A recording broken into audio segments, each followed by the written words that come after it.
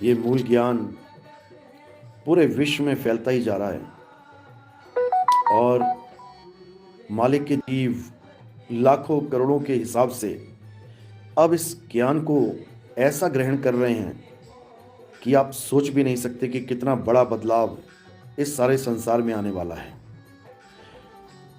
और परमात्मा ने ये सारा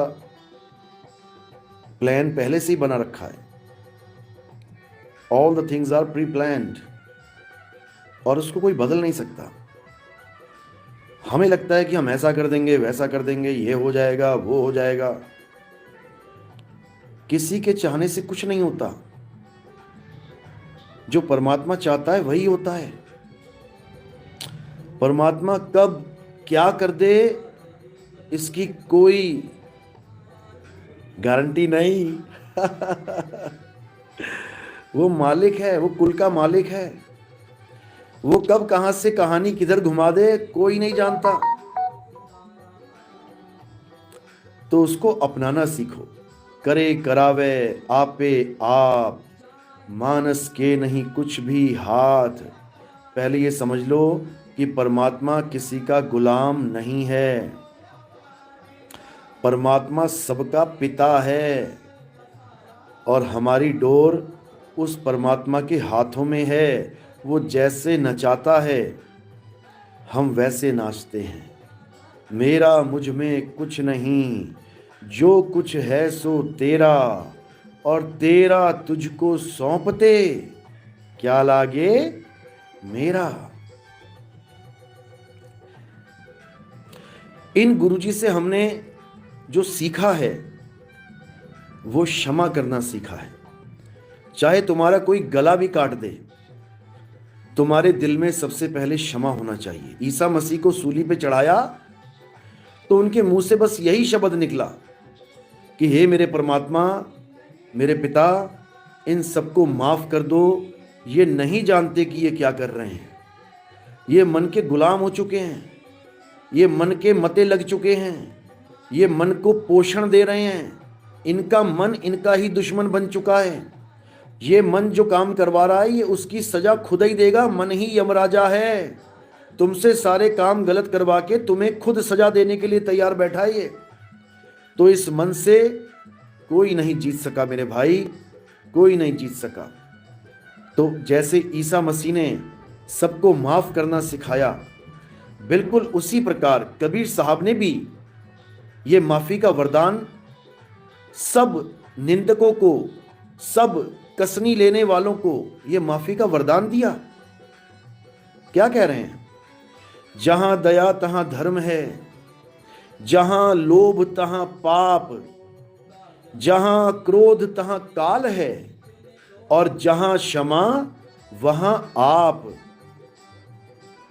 ये क्षमा का पाठ पढ़ाना ही संतों का सबसे बड़ा लक्ष्य होता है, क्योंकि टिट फॉर टैट, जो करोगे सो भरोगे।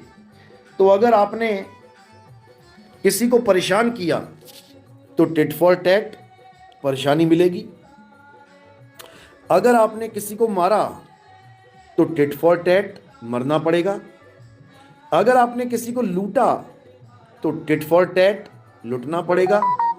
इसी प्रकार अगर आपने सबको माफ कर दिया तो टिट फॉर टैट तुम्हें हर गुनाह से माफी मिलेगी, हर गुनाह से माफी मिलेगी। कई लोग कहते हैं अरे नितिन दास जी, आपके खिलाफ ये रामपाल जी वाले क्या क्या बकवास करते रहते हैं, ये फलाने ढिकाने ये सब क्या क्या भौंकते रहते हैं, आप कुछ करते क्यों नहीं? मेरे भाई, टिट फॉर टैट। हम उनको क्षमा करने के लिए आए हैं। हम काल भगवान नहीं है जो उनको सजा देते फिरे। समझो, कोई तुम्हें बुरा कहे तो सुनकर करो क्षमा और वाणी का स्वर सुधार लो, बस हो गया भजन। मन की तरंग मार लो, बस हो गया भजन। अरे आदत बुरी सुधार लो, बस हो गया भजन। समझे? तो मेरे खिलाफ कोई कुछ कहता है तो मुझे अति प्रिय है, मुझे बहुत प्यारा लगता है वो, कि वो इस कीमती जीवन का कीमती समय निकाल के, आजकल लोगों के पास टाइम नहीं है, तुम बुला के देख लो कहीं किसी को कि भाई साहब मेरी मदद करने आ जाना जरा, टाइम नहीं है लोगों के पास। लेकिन जो लोग मेरी निंदा कर रहे हैं, मुझे गालियां दे रहे हैं, लोगों तक मेरी फोटो पहुंचा रहे हैं, लोगों तक मेरा नाम पहुंचा रहे हैं, मैं उनको किस मुंह से धन्यवाद करूं? मेरा काम आसान कर रहे हैं। मेरा काम यहां कोई बड़ी बड़ी गद्दियों का महंत बनना नहीं है। मैंने तो खुद अपनी गद्दी को छोड़ के निकला हूं। जब मुझे लंगोटी नहीं भी मिली थी, मैंने तब परमात्मा की कसम खा ली थी। जो हमारे भगत हैं दिल्ली वाले रविंदर, आप उनसे फोन करके पूछ सकते हो, रिकॉर्डिंग भी पड़ी होगी मेरे पास, फोन पे बात हुई थी। मैंने उनके सामने बैठ के परमात्मा की कसम खाई थी कि मैं कभी बीरापुर गद्दी पे मैं कभी नहीं बैठूंगा। क्यों नहीं बैठूंगा? क्योंकि मेरा लक्ष्य किसी गद्दी पे बैठना है ही नहीं। मैं यहां गद्दी गद्दी खेलने आया ही नहीं हूं। मैं यहां आश्रम आश्रम खेलने आया ही नहीं हूं। मेरा एक ही काम है, केवल और केवल परमात्मा का वो असली नाम, परमात्मा का वो निज नाम जन जन तक पहुंचाना। ये मेरा काम है। चाहे मैं नाम कमा के पहुंचा दूं, चाहे मैं बदनाम होके पहुंचा दूं, मुझे इससे कोई फर्क ही नहीं पड़ता। क्योंकि मुझसे कोई नहीं पूछेगा कि तुमने नाम कमाया कि बदनाम हुए। मुझसे यह पूछा जाएगा कि तुमने काम कितना किया, जिस काम के लिए तुम्हें भेजा गया है वो काम कितना हुआ है। यहां नाम कमाने या बदनाम होने के लिए डर से मैं कोई मेरा खेल रुकने वाला नहीं है। हमारा खेल निराला है। समझो, हमारा काम है घर घर होगा बोध विचारा। हमारा ये काम है, घर घर तक सत्य ज्ञान पहुंचाना है। इसीलिए इस जीवन को हमने मालिक के नाम पे लगाया है, परमात्मा के नाम पे लगाया है। समझ लो। तो कबीर खड़े बाजार में सबकी चाहें खैर, और ना काहू से दोस्ती ना काहू से बैर। ना तो मेरा कोई दोस्त है यहां पे और ना ही मेरा कोई बैरी है। इस चीज को दिमाग से निकाल लो कि नितिन दास का कोई दुश्मन है। कोई सपने में भी मेरा दुश्मन नहीं हो सकता, क्योंकि मैं यहां दोस्ती और दुश्मनी कमाने आया ही नहीं हूं। दिल मिले का मेला, नहीं तो सबसे भला अकेला। अगर दिल मिलता है तो हमारे साथ खड़े हो जाओ, दिल नहीं मिलता तो हमारे खिलाफ हो जाओ। लेकिन तुम सोचो कि मेरे साथ खड़े हो तो मेरे मित्र हो और मेरे खिलाफ खड़े हो तो मेरे दुश्मन हो। इस चीज को दिमाग से निकाल दो। हमारे पास एक ही मंत्र है, क्षमा क्षमा क्षमा। उससे बड़ा कोई मंत्र नहीं है। हर जीव की किस्मत में आए, हर जीव के जीवन में आए और सबके पापों को क्षमा करते जाएं। आप लोगों को क्षमा करेंगे तो लोग और परमात्मा आपको क्षमा करेंगे, क्योंकि ये प्रकृति है। जो बोगे वो काटोगे, जो दोगे वो लोगे। इसलिए भाई, संत कहलाना आसान है, लेकिन संत होना बड़ा मुश्किल है।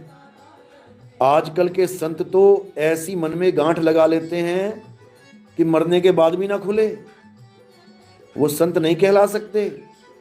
समझ लो, संत वो हैं जो मक्खन जैसा हृदय है जिनका, वो किसी के दुख को सहन नहीं कर सकते, दूसरों के दुख में दुखी होते हैं। वो होते हैं संत। कोई ना जाने पीर पराई, जिस तन लागे सो तन जाने। वो दूसरों के दुख को अनुभव कर सकते हैं, वो होते हैं संत। जैसे बताया गया है कि पानी में बिच्छू डूब रहा था, संत ने उसको निकाला तो बिच्छू ने डंक मारा, क्योंकि बिच्छू नहीं जानता कि उसके भले की बात चल रही है कि बुरे की। संत को जब डंक मारा, संत ने उसको छोड़ दिया, लेकिन फिर उसको ख्याल आया कि नहीं, जब ये बिच्छू अपनी प्रवृत्ति नहीं छोड़ रहा है, मैं बचा रहा हूं, ये डंक मार रहा है, तो मैं अपनी प्रवृत्ति कैसे छोड़ दूं? मेरा काम दया करना है, बिच्छू का काम डंक मारना है। और ये बिच्छू कोई वो बिच्छू नहीं है कि तुम वो पूंछ वाला बिच्छू समझ लो। ये बिच्छू कौन है? ये बिच्छू ये इंसान हैं जिनकी तुम भलाई की बात करो तो ये तुम्हें डंक मारते हैं,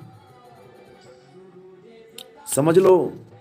तो इनको डंक मारने दो, क्योंकि इनकी प्रवृत्ति है ये। हमारी प्रवृत्ति क्या है? इनके डंक को सहो और इनको माफ करो। हमारा काम है माफ करना। माफी दोगे, माफी मिलेगी, समझ लो। इसीलिए माफ करना सीखो। जिसने माफ करना सीख लिया, समझ जाओ कि उसका काम बन गया। खुदा उसे माफ करेगा, परमात्मा उसे माफ करेगा।